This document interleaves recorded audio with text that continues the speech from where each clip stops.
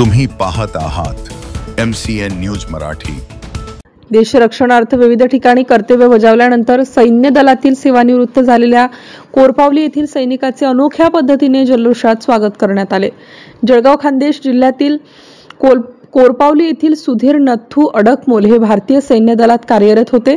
30 वर्ष देशसेवेसाठी कर्तव्य बजावत अखेर कारगिल येथे ते सेवानिवृत्त झाले। सेवानिवृत्त झाल्यानंतर त्यांचे स्थानिक ग्रामस्थांकडून राष्ट्रभक्तीपर गीतांच्या निनादात त्यांच्या राहत्या घरापर्यंत वाजत गाजत मिरवणूक काढण्यात आली।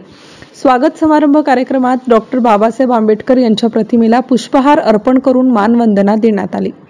ग्रामस्थांकडून झालेला अनोखा सत्कार पाहून सुधीर नथू अडकमोल भारावून गेले। सुधीर अडकमोल त्यांच्या मूळ गावी दाखल होताच गावातील बस स्थानकाजवळ सर्व जातीच्या नागरिकांनी तसेच ग्रामपंचायत कार्यालय, विविध संघटना, अधिकारी, पदाधिकारी, पत्रकार यांनी त्यांचे शाल, श्रीफळ व पुष्पहाराने स्वागत केले।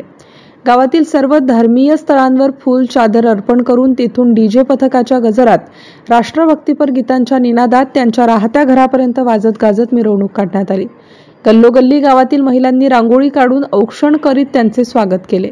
कार्यक्रमाला सरपंच, ग्रामपंचायत सदस्य, परिसरातील बहुसंख्य नागरिक, महिला, विद्यार्थी, माजी सैनिक, अधिकारी, विकास सोसायटीचे पदाधिकारी असा प्रचंड मोठा जनसमुदाय होता।